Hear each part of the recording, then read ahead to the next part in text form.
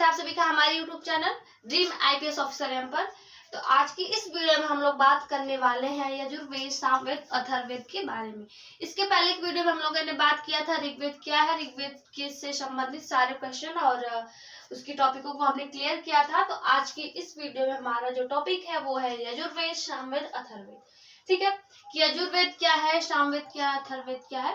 तो मैंने बताया था कि जो वैदिक काल था, वैदिक काल को दो भागों में बांटा गया था, एक तो ऋग वैदिक काल और एक उत्तर वैदिक काल।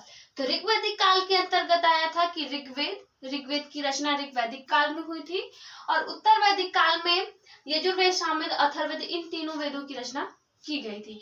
तो आज हम लोग पढ़ेंगे उत्तर वैदिक काल। ठीक है, उत्तर वैदिक काल में मतलब कि जो यजुर्वेद है, सामवेद है, अथर्ववेद है, तीनों उत्तर वैदिक काल के अंतर्गत आते हैं। ठीक है, तो सबसे पहले हम स्टार्ट करेंगे यजुर्वेद से। यजुर्वेद का उपवेद होता है धनुर्वेद। ठीक है, हर एक वेद का कोई ना कोई उपवेद होता है। तो यजुर्वेद का उपवेद क्या हो गया, धनुर्वेद। और यजुर्वेद में जैसे कि जो मंत्रों का उच्चारण करते थे या फिर उनके टॉपिकों को पढ़ते थे तो उन्हें क्या कहा जाता था, अध्वर्यु कहा जाता था। क्या, अध्वर्यु। ठीक है, तो यजुर्वेद का उपवेद क्या है, धनुर्वेद। ये क्वेश्चन यहाँ से बनते हैं कि यजुर्वेद का उपवेद क्या है। तो यजुर्वेद का उपवेद क्या हो गया, धनुर्वेद। और यजुर्वेद को पढ़ने वालों को क्या कहा जाता है, अध्वर्यु कहा जाता है। ठीक है, यजुर्वेद के अंतर्गत यजुर्वेद जो है, यजुर्वेद के अंतर्गत जैसे कि इसमें यज्ञ संबंधित प्रावधान जो थे वो मतलब किया गया था कि इसमें जो भी यज्ञ वगैरह होते थे, पहले के लोग यज्ञ करते थे, तो ये सारी चीजें किसके अंतर्गत आती थी, यजुर्वेद के अंतर्गत आती थी। ठीक है, और यजुर्वेद की जो रचना हुई है वो गद्य पद्य दोनों में हुई है।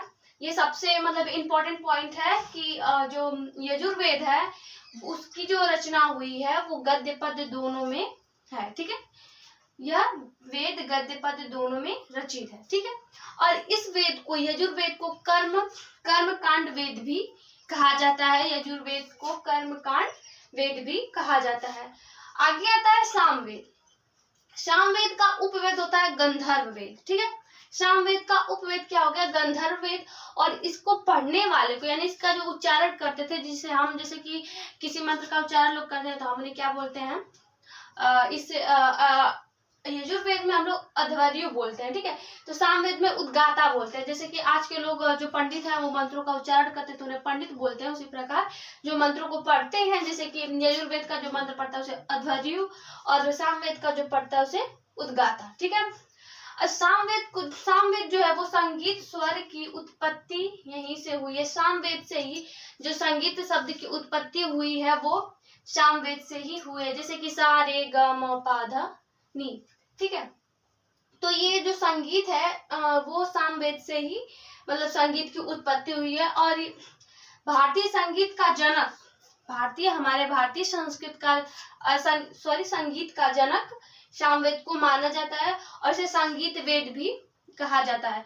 सामवेद को संगीत वेद कहा जाता है और यह भारतीय संगीत का जनक माना जाता है। किस वेद को, तो सामवेद को माना जाता है। ये इंपॉर्टेंट पॉइंट है। ठीक है, और यहाँ पे ये हो गया कि उपवेद क्या हो गया, सामवेद का उपवेद गंधर्व वेद और इसको पढ़ने वाले को उद्गाता कहते हैं।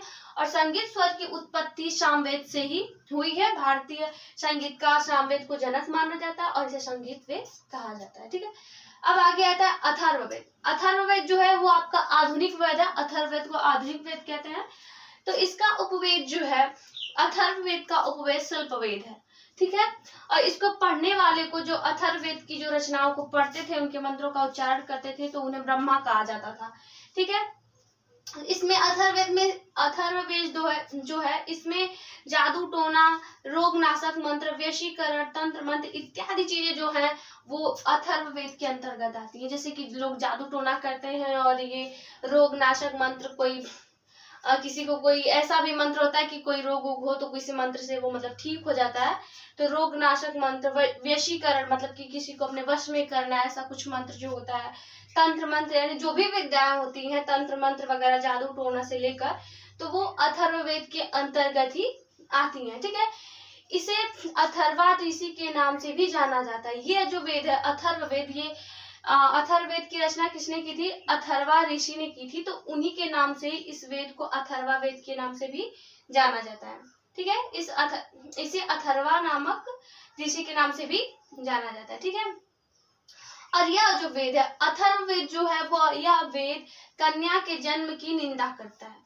अथर्ववेद जो है वो मतलब कोई कन्या मतलब पैदा होती है तो उसके उत्पन्न होने की ये निंदा करता है। ठीक है, ये पॉइंट है कि ये आपको क्वेश्चन बन सकता है कि किस वेद में कन्या के जन्म की निंदा की जाती है। तो अथर्ववेद में कन्या के जन्म की निंदा की जाती है। एक बार फिर से रिवीजन करते हैं।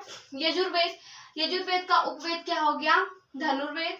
और इसे पढ़ने वाले को क्या कहा जाता है? इसके मंत्रों का जो उच्चारण करते हैं उन्हें अध्वर्यु कहा जाता है। इसमें यज्ञ संबंधित प्रावधान किया गया है। और जो यजुर्वेद है वो गद्य पद्य दोनों में इसकी रचनाएं की गई हैं और इसे कर्मकांड वेद भी कहा जाता है। नेक्स्ट पॉइंट है सामवेद। सामवेद का उपवेद है गंधर्व वेद और इसको पढ़ने वाले को उद्गाता कहा जाता है। और इसे संगीत स्वर की उत्पत्ति यहीं से हुई है, यानी जो सामवेद है सामवेद से ही संगीत की उत्पत्ति हुई है। और जैसे कि संगीत में आता है ये 7 स्वर होते हैं, सा रे ग म प ध नि। ठीक है, तो वो सामवेद से ही ये उत्पन्न हुआ है। ये पॉइंट जो है सामवेद से मतलब सा रे ग म प ध नि ये सामवेद से ही उत्पन्न हुआ है। और भारतीय संगीत का जनक भी सामवेद को माना जाता है और इसे संगीत वेद भी कहा जाता है। सामवेद को ही संगीत वेद कहा जाता है, यहाँ से क्वेश्चन बन सकता है। ठीक है, फिर अथर्ववेद का जो उपवेद हो गया वो शिल्प वेद हो गया और इसके पढ़ने वाले को ब्रह्मा कहा जाता है। इसके जो मंत्र होते हैं उन्हें पढ़ने वालों को ब्रह्मा कहा जाता है। इसके अंतर्गत जादू, टोना, रोगनाशक मंत्र, वशीकरण तंत्र मंत्र इत्यादि चीजें जो है वो अथर्ववेद के अंतर्गत मतलब आती हैं और इसे अथर्वा ऋषि के नाम से भी जाना जाता है। इस वेद को अथर्वा ऋषि के नाम से भी जाना जाता है और यह वेद कन्या के जन्म की निंदा करता है। जो अथर्ववेद है वो कन्या के जन्म की निंदा करता है। ठीक है, तो अथर्ववेद जो था वो आधुनिक वेद था। ठीक है, इसे आधुनिक वेद भी कहा जाता है, आधुनिक वेद। ठीक है, तो आज की वीडियो में बस इतना ही। मिलते हैं अगली वीडियो में, तब तक के लिए जय हिंद, वंदे मातरम।